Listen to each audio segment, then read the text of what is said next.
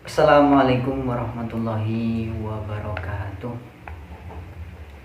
Sebelumnya, perkenalkan, nama saya Ashab Mualim Sulaiman.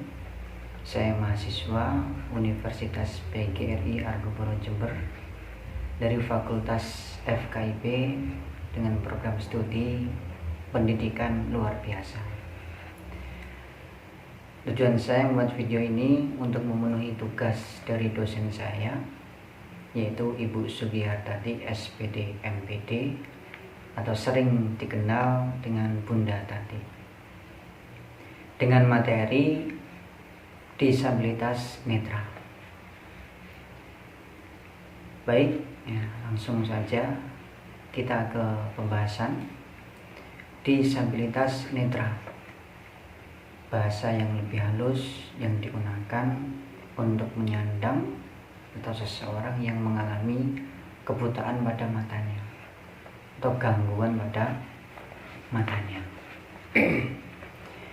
Untuk tunanetra sendiri atau disabilitas netra itu kondisi ketidakmampuan untuk melihat baik secara total maupun sebagian. Ini pengertian dasar dari tunanetra itu sendiri. Jadi seseorang yang tidak mampu melihat baik itu secara total, tidak mampu melihat secara total ataupun hanya sebagian. Dan tunanetra di sini bisa diklasifikasikan menjadi dua jenis. Yang pertama buta total atau blind, bahasanya buta total atau blind. Buta total atau blind di sini kondisi ketidakmampuan untuk melihat sama sekali. Jadi memang betul-betul sudah tidak bisa melihat sama sekali. Baik di sini menggunakan alat maupun menggunakan bantuan apapun. Termasuk menggunakan pencahayaan yang baik, pencahayaan yang cerah. Sekalipun seperti itu, ketika seseorang sudah menyandang buta total atau blind, dia tetap tidak bisa melihat dengan jelas. Tetapi biasanya ini berkaitan dengan ketajaman penglihatan yang sangat rendah atau hilangnya penglihatan secara menyeluruh.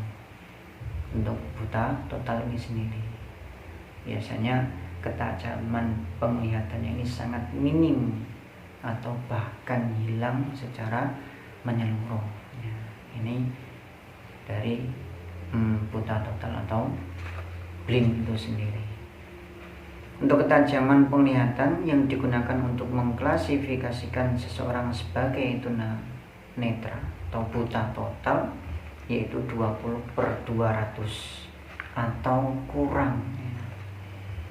Artinya yang seharusnya objek dapat dilihat oleh seseorang dengan normal, penglihatan normal pada jarak 200 kaki sekitar 60 meter. Ini hanya dapat dilihat oleh individu buta total pada jarak 20 kaki saja, hanya sekitar 6 meter. Ini perbandingannya sangat jauh, 1/10, 1/10. Untuk klasifikasi yang kedua yaitu low vision atau penglihatan rendah. Low vision di sini merujuk pada individu yang memiliki kerusakan penglihatan tetapi masih memiliki kemampuan untuk melihat dan membaca dengan bantuan alat bantu atau pencahayaan yang memadai. Kalau yang pertama tadi sudah tidak bisa, meskipun menggunakan alat, menggunakan bantuan, untuk low vision di sini masih bisa melihat, masih bisa membaca, asalkan menggunakan alat bantu atau menggunakan pencahayaan yang memadai, sehingga bisa membantu si penderita ini melihat ataupun membaca. Mereka dengan low vision ini memiliki ketajaman penglihatan antara 20/70 dan 20/200. Antara 20/70 sampai 20/200 ya. Individu dengan low vision ini masih mampu membaca tulisan. Nih ya, perbedaannya di sini. Low vision di sini masih mampu membaca tulisan dengan menggunakan kaca pembesar atau membaca tulisan yang dicetak ya, dalam ukuran yang lebih besar. Pada tingkat ini ya, meskipun ada kerusakan penglihatan, masih ada sejumlah informasi visual yang dapat diolah oleh individu.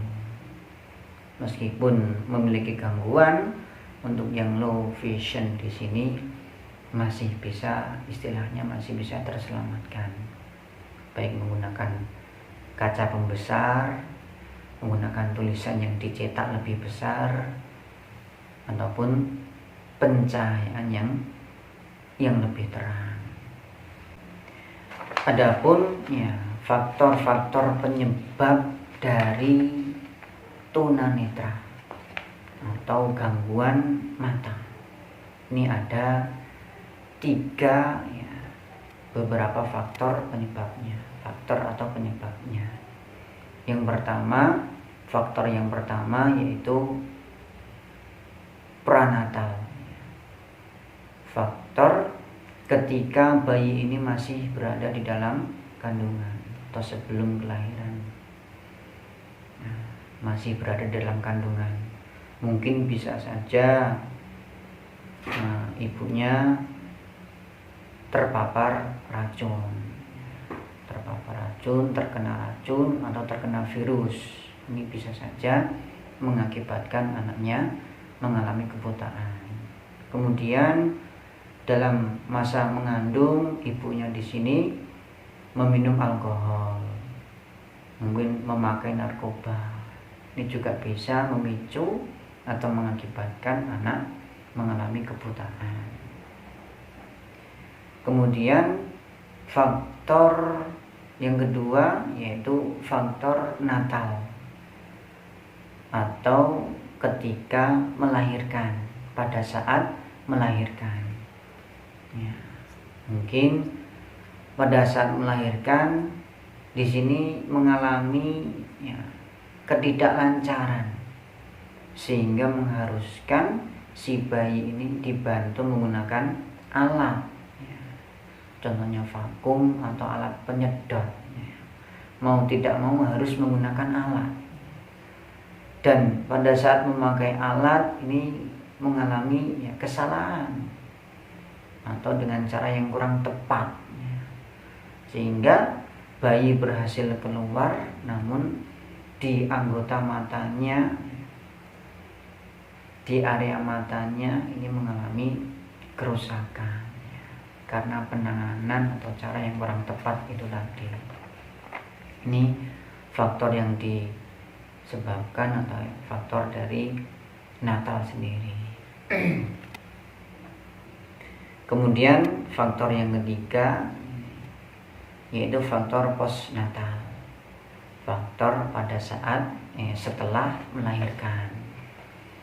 Mungkin dalam kandungan bayinya baik, melahirkannya juga baik ya, lancar, tapi setelah kelahiran anak ini mungkin bisa, yang pertama bisa jadi kekurangan gizi, kemudian yang kedua terjadi kecelakaan, atau yang ketiga terjadi benturan yang keras pada matanya sehingga mengakibatkan matanya terganggu atau mengakibatkan kebutaan. Mungkin kalau dilihat dari faktornya atau penyebabnya, di sini kita bisa mengetahui atau mengetahui beberapa cara untuk menghindari ketunanetraan. Caranya gimana ya? Dilihat dari faktornya itu tadi, penyebabnya apa. Yang pertama, sebelum kelahiran masih berada dalam kandungan. yang kedua setelah pada saat kelahiran, yang ketiga setelah kelahiran. Jadi caranya pada saat ibu mengandung ya harus betul-betul dijaga kandungannya, tidak makan sembarangan, tidak mengonsumsi alkohol, mengonsumsi narkoba dan yang lain sebagainya. Atau pada saat melahirkan ini ya diupayakan tidak usah menggunakan alat bantu, lebih baik normal, atau kalau sekarang sudah canggih bisa menggunakan operasi sesar, itu lebih aman dan meminimalisir terjadinya kebutaan pada si anak. Untuk yang ketiga mungkin dilihat dari penyebabnya atau faktor postnatalnya. Setelah lahir ya bayi ini harus dicukupi gizinya, betul-betul dijaga, jangan sampai terjadi kecelakaan atau benturan apapun yang terkena matanya si anak. Kemudian ada lagi cara spiritualnya, agar anak kita nanti ataupun agar tidak terjadi kebutaan.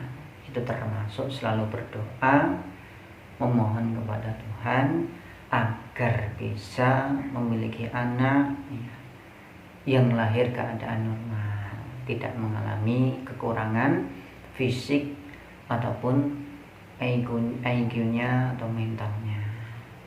Itu salah satu ya cara yang paling ampuh untuk menghindari kebutaan pada si anak.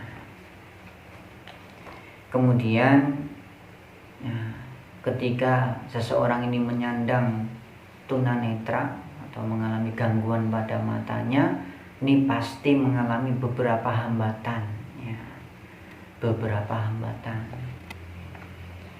Termasuk hambatan yang dihadapi penyandang tunanetra ya, salah satunya yaitu tidak mampu mengenali objek yang berada di depannya.